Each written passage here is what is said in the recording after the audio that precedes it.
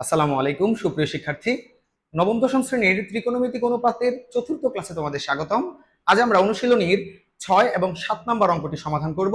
তো চলো শুরু করা যাক। তো দেখো, প্রথমে আমরা জেনে নিব এই অধ্যায়টা করার জন্য কি কি আমাদের অবশ্যই জানতে হবে, যেটা আমি বিস্তারিত ব্যাখ্যা ক্লাস 1-এ দিয়ে দিয়েছি।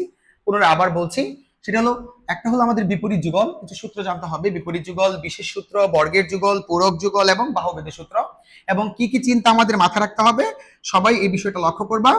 সেটা হলো আমাদের অবশ্যই এই চিন্তাটা মাথায় রাখতে হবে যে অনুপাতকে কিভাবে সেম করা যায়, কিভাবে হরটাকে সেম করা যায়, এবং মনে রাখবা সম্ভব না হলে আমরা তাকে সাইন কোজে নিয়ে নিতে পারি। তো এই চিন্তা থেকেই আমরা আমাদের পরবর্তী অঙ্কগুলো সমাধান করব। তো চলো শুরু করা যাক। দেখো, এখানে আছে 6 নম্বর অঙ্কটি, সেখানে বলা আছে 1/sec² a plus 1/cosec² a equal 1। তো এবং অবশ্যই এই নিয়মে খ এবং গ দুইটা সেম একই। তো দেখো আমরা শুরু করি। তো আমরা লিখবো লেফট হ্যান্ড সাইড। লক্ষ্য করো, লেফট হ্যান্ড সাইড আমাদের কি বলেছে দেখো, 1/sec² a plus 1/cosec² a, এটাই তো দেওয়া আছে, তাই না? আচ্ছা, তো দেখো একটু লক্ষ্য করো, তুমি প্রথমেই চিন্তা করবা কিভাবে একটা সূত্রে আনা যায়।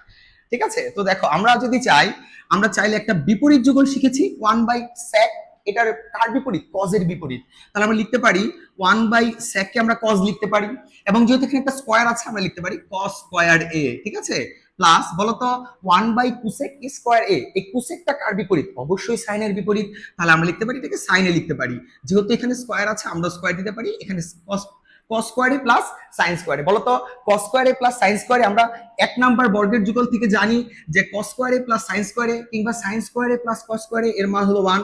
একটু সাজিয়ে দিচ্ছি, এই লাইনটা অপশনাল, তোমরা না করলেও চলবে এই লাইনটা। তো এটাকে কিভাবে লেখা যায় না, দেখো তো সেম একই। তাহলে আমরা এটার ভ্যালু জানি 1 বর্গ, আমরা বর্গের 1 নাম্বার সূত্রতে শিখেছি, এটি আমাদের রাইট হ্যান্ড সাইড প্রুফড। এরপর দেখো খ নাম্বারটিতে কি বলা আছে।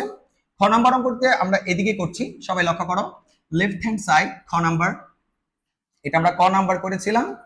খ নাম্বারে লেফট হ্যান্ড সাইডে কি আছে? আছে 1/cos²a এবং আছে -1/cot²a, কি তাই না? তো দেখো সেম একই, 1/cos, cos কে আমরা বিপরীত করে ফেলি, cos কার বিপরীত? sec এর বিপরীত। তাহলে আমরা cos² কে লিখতে পারি কি sec²a। কি কোনো আপত্তি আছে তোমার? এটা আমরা বিপরীত যুগল অ্যাপ্লাই করলাম। এরপর দেখো 1/cot, cot²a, cotটা কার বিপরীত? tan এর বিপরীত। তাহলে এখানে আমরা tan কি ইউজ করতে পারি। আশা করি তোমার কোনো আপত্তি নেই, কারণ cot আর tan একই, এটা বিপরীত। এবার আসো, আমরা বর্গের যুগলের 2 নাম্বার সূত্রে শিখেছি sec² মাইনাস tan² এর ভ্যালু কত বলো তো? তোমরা যারা আমার 1 নাম্বার ক্লাস করেছো অবশ্যই এই সূত্রটা জানো, সেটার ভ্যালু হবে 1। আমরা লিখতে পারি এটা আমাদের রাইট হ্যান্ড সাইড। ঠিক আছে, এইবার আসো ছোট গ নাম্বার অঙ্কটা। ছোট গ নাম্বার অঙ্কটা সেম একই, দেখো আমরা এখানেই করে দিচ্ছি, এতটাই ছোট অঙ্ক। লেফট হ্যান্ড সাইড আমাদের কি আছে বলতো, 1/sin²a, সেম একই, তিনটা অঙ্ক সেম টু সেম একই, বাই 1/tan²a, এটা আমাদের দেওয়া আছে। তো আমরা একটু এটাকে বিপরীত করে ফেলি, 1/sin কে আমরা বিপরীত করলে কি পাবো? cosec²a, তাই না? কোন আপত্তি আছে তোমার? মাইনাস বলতো 1/tan, দেখো 1/cot কে আমরা tan লিখতে পেরেছি, কারণ cot tan বিপরীত। তাহলে 1/tan কে আমরা কি লিখতে পারবো? অবশ্যই cot, যেহেতু এখানে স্কয়ার আছে আমরা লিখবো cot²a। এই cosec² প্লাস মাইনাস cot², এটা বর্গের 3 নাম্বার সূত্রের ভ্যালু দেওয়া আছে 1, এখানে আমরা 1 লিখে দিলাম, এটা হলো রাইট হ্যান্ড সাইড। কি দারুণ না? ঠিক আছে, এখানে আমরা প্রুফ লিখে দিতে পারি, যেহেতু প্রমাণ করতে বলেছে, প্রুফ। আশা করি বুঝতে পেরেছো। তো এরপর দেখো আমাদের 7 নং-এ কি আছে। আমাদের 7 নং-এও এখানে 3টা অঙ্ক আছে, ক, খ এবং ছোট গ। তো দেখো প্রথম অঙ্কটাতে বলা আছে sin a by cosec a plus cos a by sec a equal 1, এটা আমাদের প্রমাণ করতে হবে। তো আমরা 7-এর কতে যাচ্ছি। লেফট হ্যান্ড সাইডে বলা আছে sin a by cosec a plus cos a by sec a, এটা দেওয়া আছে লেফট হ্যান্ড সাইড। আচ্ছা, এইভাবে এটা আমরা মডিফাই করে আমরা 1 নিয়ে আসব। সো লক্ষ্য করো, আমি যদি এই যে সাইন বাই কোসেক, এরা কি বিপরীত না? বলো বিপরীত না? এই সাইনকে উপর থেকে টেনে নামিয়ে সামনে লিখলাম সাইন এ, যেহেতু উপরে ফাঁকা হলো, যেহেতু উপরে ফাঁকা আমরা এখানে 1 লিখে দেই, 1/cos কোসেক এ, দেখো এটা সেম একই কথা। এরপর প্লাস আছে, আমরা প্লাস দিয়ে দিলাম। কসকে নামিয়ে আমরা সামনে লিখবো। কেন লিখবো? কারণ তারা বিপরীত, একটা আরেকটার কিন্তু বিপরীত। তো আমি যদি নামায় লিখি, উপরে 1 হবে যেহেতু ফাঁকা, নিচে থাকবে কি sec a। কি এটা লেখা যায় না? তোমার কি কোনো আপত্তি আছে? এরবার আসো আমরা একটু সূত্র অ্যাপ্লাই করি, মিলানোর চেষ্টা করি। দেখো সাইন তো সাইনই থাকবে, এটা আমরা রেখে দিচ্ছি। বলতো 1/cosec কে কি লেখা যায়? বিপরীত যুগল। আমরা জানি কোসেক হবে সাইনের বিপরীত, তাহলে 1/cosec কে লিখতে পারি আমরা সাইনে। তো বলতো এখানে কজেটা কজেই থাকবে, আমরা এই ভগ্নাংশটাকে উল্টাই দিই, 1/sec কে আমরা কি লিখতে পারি? কজে লিখতে পারি। কেন? তারা বিপরীত। তাহলে সাইনে সাইনে যদি আমরা মাল্টিপ্লাই করি কি হবে? অবশ্যই সাইন স্কোয়ারে হবে। এবং কজে কজে কি আমরা মাল্টিপ্লাই করলে কি হবে? কস স্কোয়ারে হবে। কি তাই না? তোমার কোনো আপত্তি আছে? সে সাইন সাইন গুণ করলাম, যেমনটা আমরা জানি যে এক্স এবং এক্স কে গুণ করলে কি হবে? X square. ঠিক তেমনি সাইনে সাইনে গুণ করলে কি হবে? Sine square. কজে কজে গুণ করলে হবে কস স্কোয়ার। এখন আসো বলো তো বর্গের 1 নাম্বার যুগলটা কি পড়েছিলা? সাইন স্কোয়ারে প্লাস কস স্কোয়ারের মান 1 পড়েছিলাম। তাহলে এর ভ্যালু হবে সূত্র অনুযায়ী 1। আমাদের এটাই হলো রাইট হ্যান্ড সাইড। কেমন দারুণ না? প্রুফ। আচ্ছা, এবার আমরা দেখব খ নাম্বার অঙ্কটি। তো দেখো আমরা এখন খ নাম্বার অঙ্কটি একটু লক্ষ্য করি। খ নাম্বার অঙ্কটিতে বলা আছে sec a by cos a minus tan a by cot a এর ভ্যালু হবে 1। দেখো দুইটা কিন্তু সিমিলার, sec এর বিপরীত cos, tan এর বিপরীত cot। তাহলে আমরা এটাও সেম ওইভাবেই করব যেভাবে আমরা এটা অবশ্যই মনে মনে মনে করে লিখে নিবা, যেহেতু বাম পক্ষ লেফট হ্যান্ড সাইড কি sec a by cos a minus tan a by cot a। আচ্ছা, তো এবার আসো আমরা এখানে একটু চিন্তা করি, এটা কিন্তু একে অপরের বিপরীত। তাহলে আমরা ওই প্রথম যে অঙ্কটা করেছিলাম ওইভাবে এটাকে নামাই ফেলবো।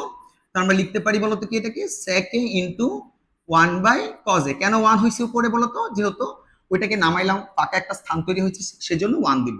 মাইনাস এটাকেও আমরা সেম একই ভাবে নামাই ফেলি, tan a ইনটু উপরে ফাঁকা বিধায় আমরা লিখবো 1, যেহেতু এখানে কিছু নাই ওকে নামাই ফেলছি, 1/cot a। দেখো এটা কিন্তু সেম একই। তাহলে এই লাইনটা তোমরা বুঝতে পেরেছো? হ্যাঁ, কোনো আপত্তি তো নাই। এই লাইনটা কিন্তু আমি আশা করি সবাই বুঝতে পারছো, কারণ দেখো এখানে কিন্তু আমি তেমন কিছুই করিনি, জাস্ট উপর থেকে নামিয়েছি এবং ফাঁকা জায়গা বিধায় এখানে আমরা 1 দিয়েছি, তাই না? আসো এবার আমরা এখানে একটা সূত্র অ্যাপ্লাই করব। দেখো এখানে আমরা sec এর জায়গায় sec এই লিখে দিচ্ছি, ইনটু বলতো 1/cos, cosটা কার বিপরীত? অবশ্যই আমরা জানি cos sec এর বিপরীত, তাহলে cos এর জায়গায় আমরা বিপরীত যুগলে অনুসারে sec লিখতে পারি। 1/cos মানে কি sec এ, মাইনাস দেখো tan a ইনটু বলতো cot কার বিপরীত? 1/cot এ। cot কে উল্টাইলে কি পাওয়া যায়? tan পাওয়া যায় বিপরীত যুগল অনুসারে, তাই না? এবার মাল্টিপ্লাই করো sec a এবং sec a, কি হবে? sec স্কয়ার a, তাই না? মাইনাস বলতো tan এবং tan a, দুইটা tan কে গুণ করলে কি হবে? tan square a। বর্গের 2 নাম্বার সূত্র অনুসারে আমরা বলতে পারি sec square a minus tan square a, এটা বর্গের 2 নাম্বার যুগলে আছে, এর ভ্যালু হবে 1 ইকুয়াল, এটা আমরা বলতে পারি রাইট হ্যান্ড সাইড। প্রুভড। কি বুঝতে পেরেছো তোমরা? চমৎকার না? সূত্র যদি তুমি ক্লিয়ার থাকো তাহলে এটা খুবই ইজিলি বুঝতে পারবে। আর যদি না জানো আমার 1 নাম্বার ক্লাসটা আছে, তোমরা দেখে নিবা। দেখো গ নাম্বার অঙ্কটিতে কি বলা আছে? 1/1 প্লাস সাইন স্কোয়ার এ প্লাস 1/1 প্লাস কোসেক স্কোয়ার এ ইকুয়াল 1। তো দেখো আমরা লেফট হ্যান্ড সাইড লিখে নিব প্রথমেই। লেফট হ্যান্ড সাইডে কি বলা আছে? 1/1 প্লাস সাইন স্কোয়ার এ প্লাস 1/1 প্লাস কোসেক স্কোয়ার। এইবার আসো এটাকে একটু চিন্তা করো, দেখো নিচে কিন্তু দুইটা পদ আছে, কাজে আমরা সরাসরি এটাকে বিপরীত সূত্রে নিতে পারবো না। আমি তোমাদের অঙ্ক শুরুর পূর্বে একটু লক্ষ্য করো, একটা জিনিস দিয়েছিলাম এখানে, দেখো কি চিন্তাটা তুমি করবা। দেখো এখানে লেখা আছে অনুপাত সেম, তোমার কি মনে আছে? এই যে দিয়েছিলাম অনুপাতকে সেম করার আমরা চিন্তা করব। তো এখানে ঠিক একই আমরা একটা কাজ করব। দেখো ঠিক এই জায়গাটাতেও আমাদের এখানে যেহেতু সাইন স্কোয়ার এ আছে, আমি এখানেও আমি সাইন বানানোর চেষ্টা করবো যাতে অনুপাতটা সেম হয়ে যায়, সেম একদম সেম করার চেষ্টা করব। তাহলে আমরা কি লিখতে পারি? কোজের সাথে সাইনের সম্পর্ক কোথায় বলতো? বিপরীত যুগলে, কারণ সাইন থিটা হবে 1/কোসেক থিটা, তোমাদের মনে আছে? আর কোসেক থিটা কি বলতো?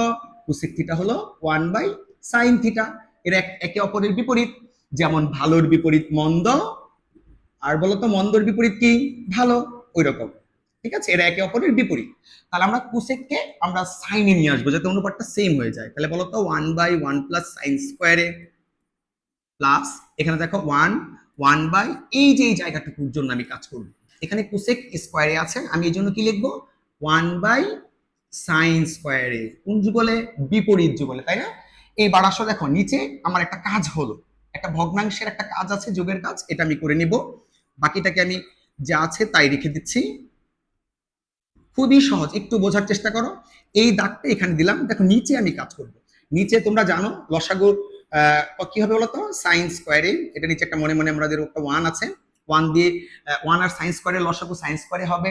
এরপর নিচে নিচে ভাগ, তা দিয়ে উপরে গুণ। বলো কি? নিচে নিচে ভাগ, তা দিয়ে উপরে গুণ। তাহলে 1 দিয়ে যদি আমি সাইন স্কোয়ারে কে ভাগ করি, 1 এর কোনো শক্তি নাই, তার মানে 1 হবে না, কি হবে? সাইন স্কোয়ারে হবে। এর সাথে উপরেরটা গুণ, 1 এর দিয়ে সাইন স্কোয়ারকে গুণ করলে কি হবে? সাইন স্কোয়ারে। এরপর প্লাসের জায়গায় আমরা প্লাস লিখবো। দেখো এবার আবার নিচে নিচে ভাগ করো, মিলে গেলে ভাগফল 1, মনে রাখবা মিলে গেলে ভাগফল 1। তাহলে নিচে নিচে যদি ভাগ করি সাইন স্কোয়ার এ এবং সাইন স্কোয়ার এ মিলে গেছে না, ভাগফল 1 হবে। যেমনটা 7/7 কি হবে? 1।